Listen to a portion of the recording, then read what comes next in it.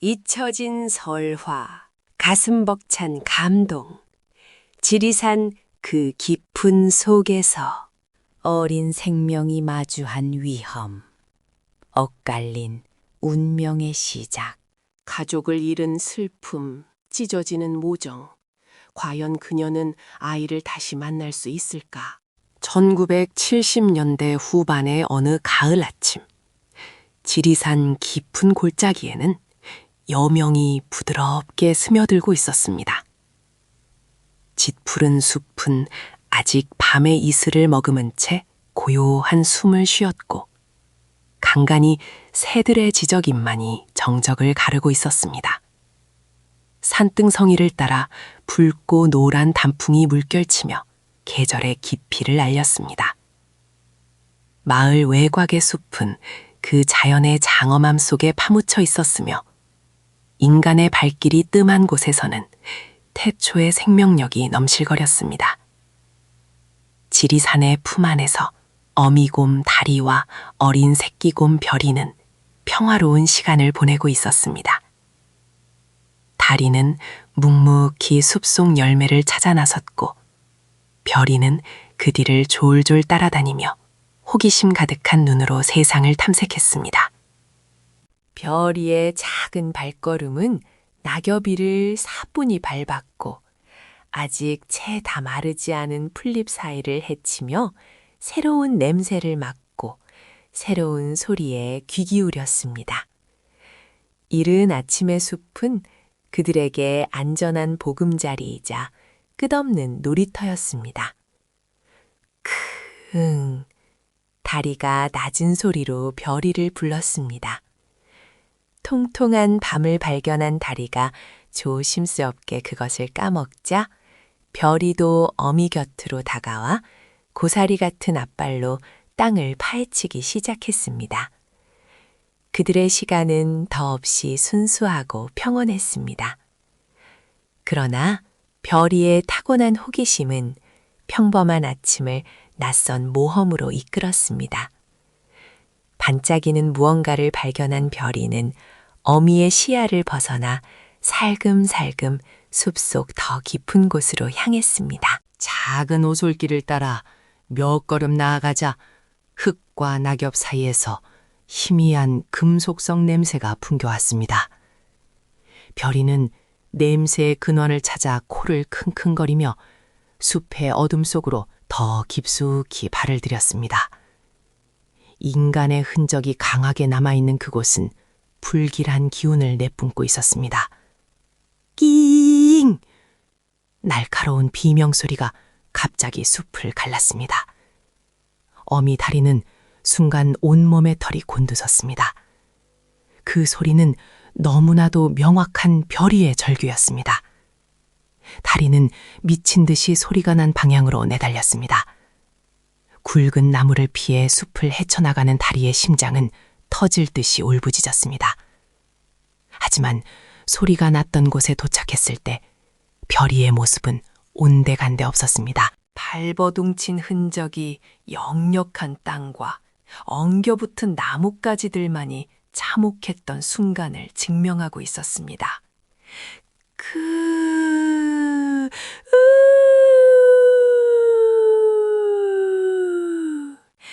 다리의 절규가 산 전체를 울렸습니다.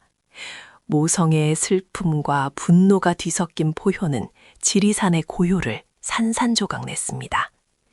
그 울부짖음은 마치 산이 통곡하는 소리처럼 깊은 골짜기를 타고 마을까지 퍼져나갔습니다. 마을 어귀 낡은 오두막에 살던 박명수 씨는 갑작스러운 곰의 울음소리에 몸을 움찔했습니다. 그는 오래도록 잊고 지냈던 어린 시절의 기억, 산속에서 길을 잃어 홀로 밤을 지새웠던 아픈 기억을 떠올렸습니다. 그의 얼굴에는 알 수 없는 회한과 불안감이 스쳤습니다. 한편 국립공원 관리사무소 직원인 이지혁 씨는 새로 도입된 무선 송수신기를 점검하며 순찰 중이었습니다. 그는 곰의 울음소리가 평소와 다르게 극도로 날카롭고 절규에 가까운 것을 직감했습니다. 무언가 심상치 않은 일이 벌어졌음을 직감한 지역은 발걸음을 재촉했습니다. 지역이 곰의 울음소리가 들린 지점에 도착했을 때 숲은 다시 섬뜩한 침묵에 잠겨 있었습니다. 하지만 그 침묵 속에는 어미곰의 슬픔과 분노가 고스란히 남아있는 듯했습니다. 지역은 주변을 꼼꼼히 살폈습니다. 낙엽이 흩뿌려진 땅 위로 긁힌 자국과 파헤쳐진 흙의 흔적이 보였습니다. 그리고 그 중심에는 달코 다른 나무 조각과 함께 희미하게 녹슨 쇠붙이의 흔적이 남아 있었습니다. 명백히 인간이 설치한 덫의 잔해였습니다. 지혁의 미간이 찌푸려졌습니다. 그는 주변을 둘러보며 더욱 세심하게 덫의 종류와 크기를 가늠했습니다. 이 정도 덫이라면 작은 짐승뿐 아니라 어린 고음에게도 치명적일 수 있습니다. 그리고 그는 이런 덫을 설치할 만한 인물이 누구인지 잘 알고 있었습니다. 박명수 씨. 지혁의 머릿속에 자연스럽게 박명수 씨의 얼굴이 떠올랐습니다. 김할멈의 손자인 지혁은 어릴 적부터 마을에서 사냥꾼으로 소문난 박명수 씨의 이야기를 들어왔습니다. 그는 한때 산짐승을 잡아 생계를 잇던 인물로 국립공원 지정 이후에도 몰래 덫을 놓는다는 소문이 끊이지 않았습니다. 지혁은 허리를 숙여 덫의 흔적을 면밀히 살펴보았습니다. 아직 풀리지 않은 실타래처럼 엉킨 풀잎과 희미하게 남아있는 동물의 털을 보며 지혁의 마음속에는 불길한 예감이 번져갔습니다. 어린 새끼곰 별이에게 무슨 일이 생긴 것이 분명했습니다. 그리고 그 원인이 인간의 탐욕임을 직감하며 지혁은 무거운 한숨을 내쉬었습니다. 그는 손에 든 송수신기를 꽉 쥐었습니다. 이제부터가 시작이었습니다. 며칠이 흘러 지리산은 초겨울의 문턱에 들어섰습니다. 울긋불긋했던 단풍잎들은 갈색으로 시들어 땅을 덮었고 앙상한 가지만 남은 나무들은 차가운 바람에 흔들렸습니다. 산등성이에는 간밤에 내린 서리가 하얗게 앉아 있었고 계곡물은 더욱 차갑게 흘러내렸습니다. 새끼공 별이를 잃은 어미곰 다리는 식량도 없이 산속을 헤매고 다녔습니다. 며칠 밤낮을 쉬지 않고 별이를 찾아 헤맨 탓에 몸은 지쳐 있었지만 모성애는 그녀를 잠시도 멈춰서게 하지 않았습니다. 그녀의 털은 엉망이 되었고 눈은 충혈되어 있었습니다. 숲의 깊은 곳부터 마을 어귀까지 다리는 필사적으로 별이의 흔적을 쫓았습니다. 그녀의 흐느낌 섞인 낮은 울음소리가 희미하게 산을 맴돌았습니다. 다리는 인간의 마을 인근 숲까지 내려왔습니다. 예민한 후각으로 별이의 냄새를 찾던 다리는 문득 코를 찌르는 역한 냄새에 걸음을 멈췄습니다. 숲 가장자리 인간들이 버린 쓰레기 더미가 썩어가고 있었습니다. 플라스틱 조각, 캔, 낡은 옷가지들이 뒤섞인 냄새는 자연의 순수한 향기를 오염시키고 있었습니다. 다리는 혹시나 하는 마음에 쓰레기 더미 근처를 샅샅이 뒤졌지만 별이의 흔적은 어디에도 없었습니다. 오히려 날카로운 쇠 조각이 다리의 발바닥을 스쳤습니다. 다행히 깊은 상처는 아니었지만 인간의 흔적이 그녀의 몸을 위협하고 있었습니다. 인간의 영역에 가까워질수록 위험은 더욱 도사리고 있었습니다. 산림청 임시 사무실 이 지혁 씨는 무전기를 든 채 초조하게 지도를 들여다보고 있었습니다. 그의 책상 위에는 당시로서는 첨단 장비라고 할 수 있는 각종 수색 장비들이 놓여 있었습니다. 그는 며칠간 다리의 이동 경로를 추적하며 수색대를 지휘했지만 별이의 행방은 오리무중이었습니다. 다리의 움직임도 예측 불가능하게 변해버려 추적에 애를 먹었습니다. 별이의 발신음은 감지되지 않고 어미곰 다리에 위치고 산악지형 때문에 간헐적으로만 잡힙니다. 이 장비만으로는 한계가 있습니다. 지역은 무전기를 내려놓으며 깊은 한숨을 내쉬었습니다. 그의 얼굴에는 피로와 좌절감이 역력했습니다. 첨단 장비만으로는 자연의 섭리와 야생동물의 본능을 읽어낼 수 없다는 현실에 부딪힌 것이었습니다. 어미곰 다리의 절규는 매일 밤 마을을 덮쳤습니다. 그 울음소리는 지난번보다 훨씬 처절하고 길었습니다. 마을 어귀 낡은 오두막의 박명수 씨는 잠 못 이루고 마루에 앉아 있었습니다. 다리의 울음소리가 귓전을 때릴 때마다 그의 머릿속에는 잊고 지냈던 어린 시절의 기억이 선명하게 떠올랐습니다. 어둠이 짙게 딸린 깊은 산속에서 길을 잃었던 일, 홀로 밤을 지새우며 부모를 목 놓아 불렀던 순간, 그리고 차다운 밤공기 속에서 온몸을 파고들던 막연한 공포가 그를 휘감았습니다. 어머니, 아버지. 어린 명수는 울부짖었지만 돌아오는 것은 메아리뿐이었습니다. 다리의 절규는 그의 어린 시절의 아픔과 겹쳐지며 명수에게 복잡한 감정을 불러일으켰습니다. 그는 창밖의 어둠 속을 응시하며 알 수 없는 고통에 얼굴을 찌푸렸습니다. 지혁은 더 이상 과학적인 방법만으로는 답을 찾을 수 없다는 것을 깨닫고 김할멈의 집으로 향했습니다. 김할멈은 따뜻한 차 한 잔을 건네며 지혁의 지친 얼굴을 살폈습니다. 할멈, 다리가 며칠째 식량도 없이 새끼를 찾아 헤맵니다. 첨단 장비도 소용이 없습니다. 대체 어디로 간 것일까요? 지혁은 무력감에 고개를 숙였습니다. 김할멈은 지혁의 손을 지그시 잡았습니다. 지리산은 말 없는 스승이여. 곰은 말이 없어도 산은 다 알제. 초겨울에 접어들면 어미곰은 새끼와 함께 따뜻한 곳을 찾아 이동하는 법이여. 위험한 곳에서 벗어나 몸을 추스르고 때를 기다리는 것이지. 할멈은 아궁이 앞에서 지글거리는 장작불을 바라보며 나지막이 말을 이었습니다. 혹 산속 깊은 곳에 오래된 치유의 동굴이 있다는 이야기를 들어보았느냐?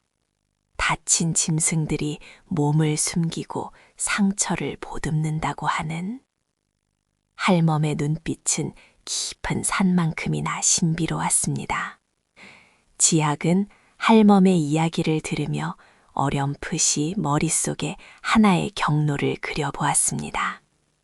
다음 날 아침 산림청 임시사무실에 새로운 인물이 찾아왔습니다. 단정하게 차려입은 그녀는 날카로운 눈빛과 지적인 분위기를 풍겼습니다. 최서윤입니다. 국립과학수사연구소에서 지원 나왔습니다. 최서윤 박사는 지역에게 인사를 건네며 직접 제작한 것으로 보이는 정밀한 지도를 펼쳐 보였습니다. 어미곰의 이동 경로와 습성을 과학적으로 분석하고 혹시 있을지도 모를 구조의 흔적을 찾을 계획입니다. 그녀의 목소리에는 확고한 자신감이 깃들어 있었습니다. 서윤은 곰의 배설물과 털 분석을 통해 영양 상태와 스트레스 정도를 파악하고 열감지 카메라를 이용해 광범위한 지역을 수색하겠다고 제안했습니다. 지역은 서윤의 등장에 복잡한 감정을 느꼈습니다. 자신의 첨단 장비가 무용지물이 되었던 상황에서 또 다른 과학적 방법이 도움이 될지 아니면 이 또한 한계에 부딪힐지 알 수 없었기 때문입니다. 하지만 지역은 이제 혼자가 아니었습니다. 다리와 별이를 찾는 여정은 더욱 복잡하고 길어질 것이 분명했습니다. 한겨울의 찬 공기가 지리산 계곡을 뼛속까지 파고들었습니다. 며칠간의 수색은 무수한 발자국만을 남겼을 뿐 별이의 행방은 여전히 오리무중이었습니다. 산림청 임시 사무실에 지역 씨는 최서윤 박사와 함께 지도 위에 수십 개의 표시를 하고 있었습니다. 그의 미간에는 깊은 주름이 패여 있었습니다. 저음단 장비가 무용지물이 되는 현실은 그의 과학적 사고방식에 균열을 내고 있었습니다. 다리의 활동 반경은 이 일대에서 급격히 줄어들었습니다. 체력 소모가 극심하다는 증거입니다. 최서윤 박사가 컴퓨터 화면에 띄워진 데이터를 분석하며 말했습니다. 그녀의 손가락은 지도 위를 빠르게 짚어나갔습니다. 하지만 여전히 별이의 신호는 잡히지 않습니다. 혹시 배터리가 소진되었을 가능성도 배제할 수 없습니다. 지혁은 고개를 끄덕였습니다. 그의 눈은 서윤이 펼쳐놓은 과학적인 데이터와 할멈에게서 들었던 치유의 동굴 이야기가 맴돌고 있었습니다. 박사님, 제 할머니께서는 이 지리산에 오래된 설화가 있다고 하셨습니다. 다친 짐승들이 숨어들어 상처를 보듬는다는 그런 동굴이요. 지혁은 조심스럽게 말을 꺼냈습니다. 그의 목소리에는 첨단 장비에 대한 좌절감과 함께 전통적인 지혜에 대한 신랄 같은 희망이 섞여 있었습니다. 서윤은 지혁의 말을 듣고 의아한 표정을 지었습니다. 그녀는 과학적인 분석과 예측에 익숙한 사람이었지만 지혁의 간절함에서 진정성을 느꼈습니다. 그녀는 다시 화면을 응시했습니다. 치유의 동굴이라 흥미없군요. 과학적인 증거는 없지만 야생동물이 본능적으로 특정 은신처를 찾아 이동한다는 보고는 있습니다. 지금 보시는 이 데이터상에도 다리가 특정 계곡의 음지에서 짧은 시간 머물다 이동한 흔적이 반복적으로 나타납니다. 온도가 비교적 안정적인 곳이죠.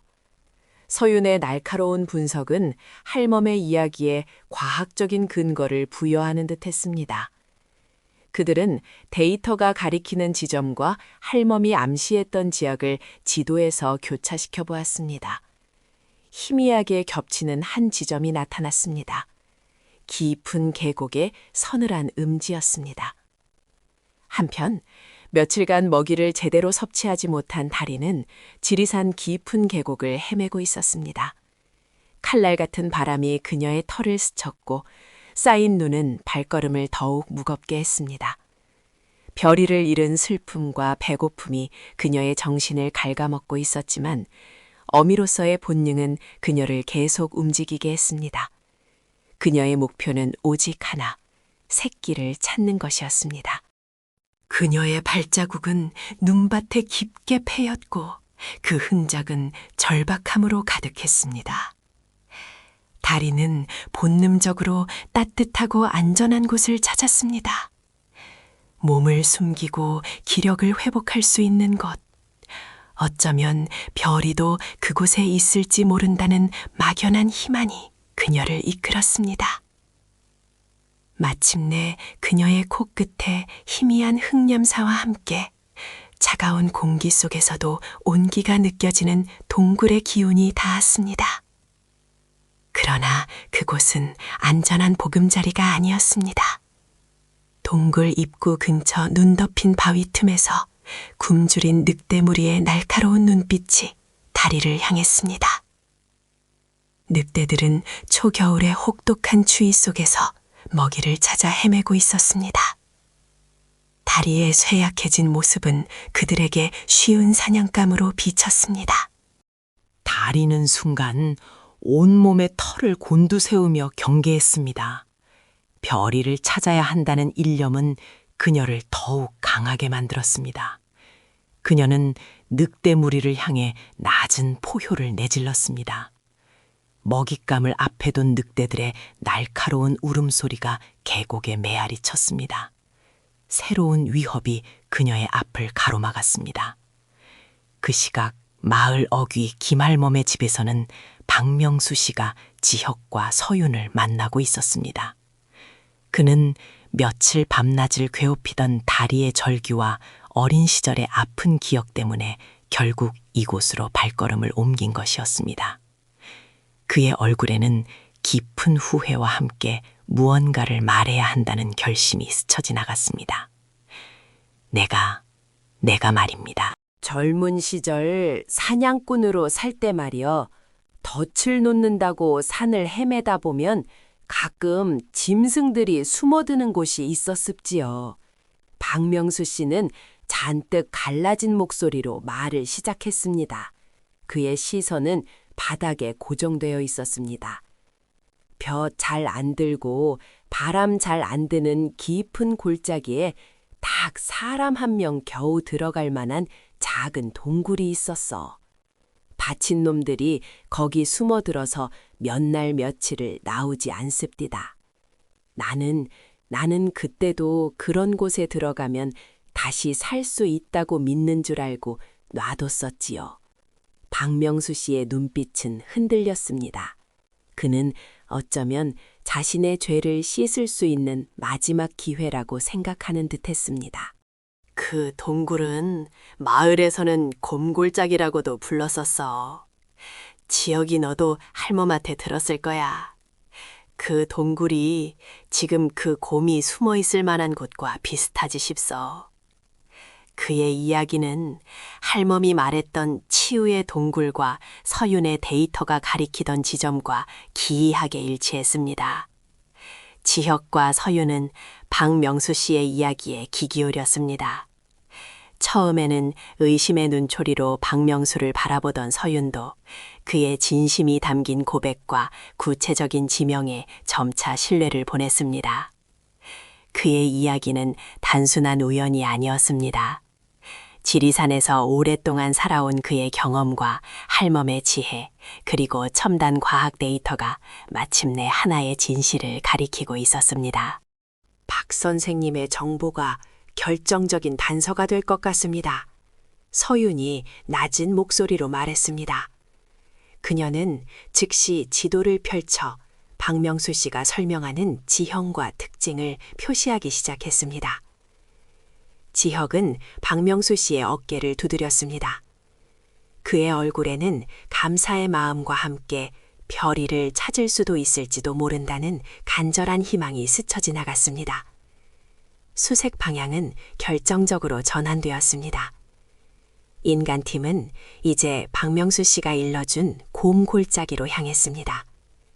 거친 겨울 산속에서 희미하게 빛나는 단서, 지혜와 경험, 그리고 과학이 결합된 이 마지막 희망이 과연 별이를 어미의 품으로 돌려보낼 수 있을지 시간은 냉정하게 흘러가고 있었습니다. 차가운 밤 공기가 깊은 골짜기를 얼리고 있었습니다. 다리는 지친 몸을 이끌고 작은 동굴 안으로 더 깊이 들어섰습니다. 어둠 속 익숙한 냄새가 희미하게 코끝을 스쳤습니다. 그녀의 심장이 불안하게 요동쳤습니다. 곧 동굴 깊숙한 곳에서 웅크린 채 고통스러운 숨을 몰아쉬는 별이의 모습이 눈에 들어왔습니다. 별이의 작은 앞발은 퉁퉁 부어 있었고 살이 깊이 패인 상처에서는 검붉은 피가 엉겨붙어 있었습니다. 며칠을 굶었는지 별이의 작은 몸은 뼈만 앙상하게 남아 있었습니다. 다리는 코를 비비며 별이의 뺨을 핥았습니다. 별이는 어미의 온기에 가느다란 신음소리를 내며 겨우 눈을 떴습니다. 그 순간 동굴 입구에서 날카로운 늑대들의 울음소리가 메아리쳤습니다. 굶주린 늑대 무리가 마침내 그들을 찾아낸 것이었습니다. 다리는 망설일 틈도 없이 별이를 자신의 몸으로 감쌌습니다. 그녀의 털은 다시 곤두섰고 목구멍에서는 낮고 으르렁거리는 경고음이 터져나왔습니다. 늑대들은 동굴 입구를 에워싸고 시시각각 조여오는 듯 했습니다. 날카로운 이빨을 드러내며 으르렁거리는 늑대들의 기세는 사나웠습니다. 다리는 자신의 모든 것을 걸고 별이를 지키려 했습니다. 그녀의 눈빛은 처절한 모성애와 함께 죽음을 불사하는 투지로 이글거렸습니다. 동굴 안은 곰과 늑대들의 거친 숨소리, 그리고 날카로운 으르렁거림으로 가득 찼습니다. 그때였습니다. 멀리서 희미하게 들려오던 불빛과 인기척이 동굴 입구 가까이 다가섰습니다. 이지혁 씨와 최서윤 박사, 그리고 박명수 씨였습니다. 그들의 눈앞에 펼쳐진 광경은 참혹했습니다. 늑대 무리가 동굴 입구를 막아선 채 어미곰과 대치하고 있었고, 동굴 안에서는 어미곰이 작은 새끼를 보호하듯 웅크리고 있었습니다. 박명수 씨의 어깨에 걸린 사냥총에 거친 산행에 흔들렸습니다. 다리는 늑대들과 대치하는 와중에도 인간들의 등장에 촉각을 곤두세웠습니다. 그녀의 시선은 늑대와 인간 사이를 오가며 극심한 경계를 드러냈습니다. 인간 또한 또 다른 위협이었습니다. 특히 박명수 씨가 든 사냥총은 다리에게 공포와 분노를 동시에 안겨주었습니다. 인간 팀 역시 긴장했습니다. 한 치 앞도 예상할 수 없는 아수라장이었습니다.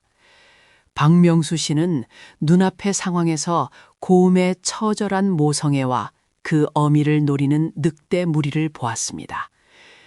그의 눈동자에 어린 시절 산에서 길을 잃었던 기억이 섬광처럼 스쳐 지나갔습니다. 홀로 어둠 속에 갇혀 떨었던 어린아이의 공포, 그리고 그때 들려왔던 산짐승들의 울음소리가 다리의 절기와 겹쳐졌습니다. 그는 덫을 놓아 짐승을 사냥했던 과거의 자신이 지금 이 순간 늑대와 다를 바 없다는 생각에 치를 떨었습니다. 그의 손에 들린 사냥총은 더 이상 그에게 사냥꾼의 도구가 아니었습니다. 그것은 그의 과거와 후회, 그리고 어미의 절규 앞에서 무력하게 떨리는 그의 현재를 상징했습니다. 박명수 씨는 숨을 크게 들이쉬었습니다. 그는 굳게 닫혔던 마음의 문을 열고 자신의 깊은 갈등을 해소할 때가 왔음을 깨달았습니다. 그의 얼굴에는 결연한 의지가 스쳤습니다. 그는 천천히 어깨에 걸려있던 사냥총을 땅에 내려놓았습니다. 둔탁한 소리와 함께 총이 눈밭에 박혔습니다. 이지혁 씨와 최서윤 박사는 박명수 씨의 갑작스러운 행동에 놀라 그를 바라보았습니다. 박명수 씨는 사냥총을 버린 뒤 망설임 없이 앞으로 나섰습니다. 그는 큰 소리를 지르며 땅에 박힌 막대기를 휘둘렀습니다. 그의 움직임은 투박했지만 수십 년간 지리산에서 살아온 자의 노련함이 배어 있었습니다. 물러서라, 이놈들! 그의 우렁찬 외침이 계곡에 울려 퍼졌습니다. 늑대들은 갑작스러운 인간의 공격에 당황하며 뒷걸음질 쳤습니다. 몇 마리는 주춤하다가 이내 꼬리를 내리고 어둠 속으로 사라졌습니다. 늑대 무리가 완전히 물러서자 동굴 앞에는 다리와 인간들만이 남았습니다. 극도의 긴장감이 감돌던 공간에 일순간 정적이 흘렀습니다. 다리는 여전히 경계했지만 늑대 무리를 쫓아낸 박명수 씨의 행동에 혼란스러운 표정이었습니다. 그녀의 날카로운 눈빛은 미묘하게 흔들렸습니다. 최서윤 박사는 그 틈을 놓치지 않고 조심스럽게 동굴 안으로 발걸음을 옮겼습니다. 괜찮습니다. 우리가 도와드리겠습니다. 그녀는 다리에게 부드럽게 말을 건네며 별이에게 다가갔습니다. 박명수 씨 역시 최 박사를 도우려는 듯 조용히 그녀의 뒤를 따랐습니다. 최 박사는 별이의 앞발에 난 상처를 조심스럽게 살폈습니다. 깊게 패인 상처는 꽤 오랫동안 치료받지 못해 감염의 기미가 보였습니다. 그녀는 즉시 배낭에서 응급처치 도구를 꺼냈습니다. 이지혁 씨는 그들의 모습을 물끄러미 바라보며 차가운 총을 내려놓은 박명수 씨의 모습에서 진정한 공존의 길을 보았습니다. 이튿날 아침 차가웠던 밤 공기는 물러나고 여명의 빛이 지리산 깊은 계곡을 감쌌습니다. 임시치료소는 간밤의 긴장감이 가라앉은 채 고요했습니다. 최서윤 박사는 밤새 별이의 상처를 정성껏 소독하고 약을 발랐습니다. 다리는 그녀의 손길을 처음에는 경계했지만 별이를 향한 박사의 진심 어린 보살핌에 점차 마음을 열었습니다. 그녀는 최 박사의 어깨를 스치듯 머리를 비비며 으르렁거림 대신 낮은 감사와 신뢰의 울음소리를 내뱉었습니다. 그 소리는 인간과 야생동물이 서로에게 다가서는 첫 번째 화음처럼 계곡에 울려 퍼졌습니다. 이지혁 씨는 동이 트자마자 김할멈이 건네주었던 낡은 사냥일지를 펼쳤습니다. 밤새 잠 못 이루고 일지를 살폈던 그는 할몸의 빼곡한 필적 사이에서 곰들의 옛 이동 경로와 특정 약초가 자라는 숨겨진 치유동굴에 대한 암시를 발견했습니다. 오래된 지도 조각과 전설 같은 이야기들이 과학적 지식으로는 알 수 없었던 지리산의 깊은 지혜를 담고 있었습니다. 할멈의 글은 단순히 곰을 사냥한 기록이 아니라 산의 생명과 흐름을 이해하려는 깊은 통찰로 가득했습니다. 지혁 씨는 자신의 과학 중심적 사고방식이 놓쳤던 자연의 섭리와 전통적 지혜의 중요성을 깨달았습니다. 한편 박명수 씨는 동굴 주변에 남아 밤을 지새웠습니다. 그는 총을 버린 후 텅 빈 손을 바라보며 지난 세월을 되돌아보았습니다. 산짐승을 쫓아다니던 사냥꾼의 삶이 주마등처럼 스쳐 지나갔습니다. 어린 시절 산에서 길을 잃었던 공포가 떠올랐고 그때 자신을 울게 했던 산의 무서움이 사실은 자신과 공존하던 생명들의 소리였다는 것을 깨달았습니다. 이제 그는 사냥꾼이 아닌 지리산의 진정한 파수꾼이 되겠다고 굳게 다짐했습니다. 그의 마음속에 자리 잡았던 죄책감과 후회는 비로소 치유의 빛을 찾았습니다. 이지혁 씨와 최서윤 박사에게 그는 자신의 지난날을 고백하며 앞으로는 산과 그 안에 사는 모든 생명을 지키는데 헌신하겠다고 선언했습니다. 그의 눈빛은 더 이상 쫓는 자의 것이 아닌 지키는 자의 확신으로 빛났습니다. 몇 주가 흘렀습니다. 최서윤 박사의 헌신적인 치료와 지혁 씨가 일지에서 찾아낸 약초 덕분에 별이는 빠르게 기력을 회복했습니다. 작은 몸짓으로 앞발을 움직이고 다리에게 기대어 잠을 청하는 별이의 모습은 모두에게 큰 안도감을 주었습니다. 지혁 씨는 할멈의 일지를 따라 더 깊은 계곡의 치유 동굴로 별이와 다리를 옮겼습니다. 그곳은 온화한 기운이 감돌고 희귀한 약초가 지천으로 피어나는 신비로운 장소였습니다.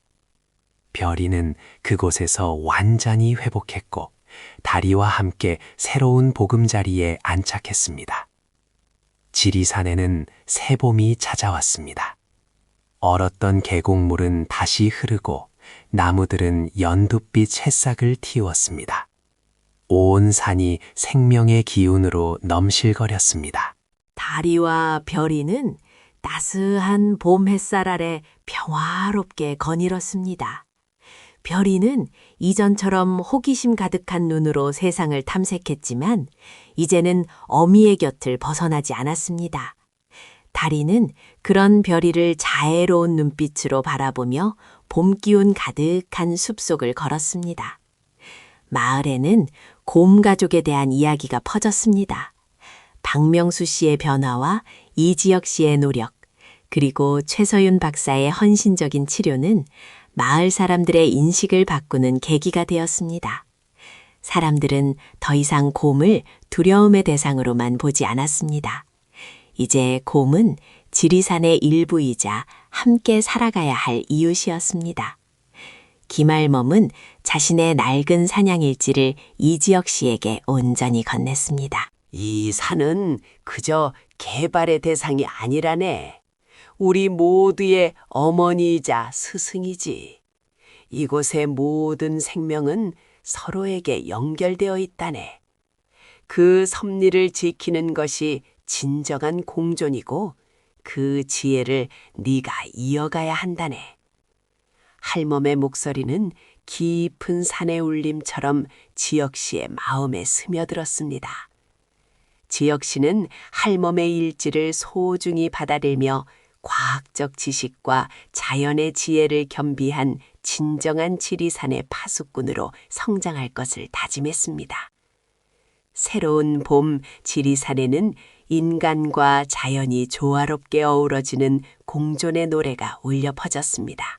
다리와 별이는 깊은 숲 속에서 평화로운 삶을 이어갔고 지적 씨, 최서윤 박사, 그리고 박명수 씨는 각자의 자리에서 지리산의 자연과 생명을 지키는 일에 헌신했습니다.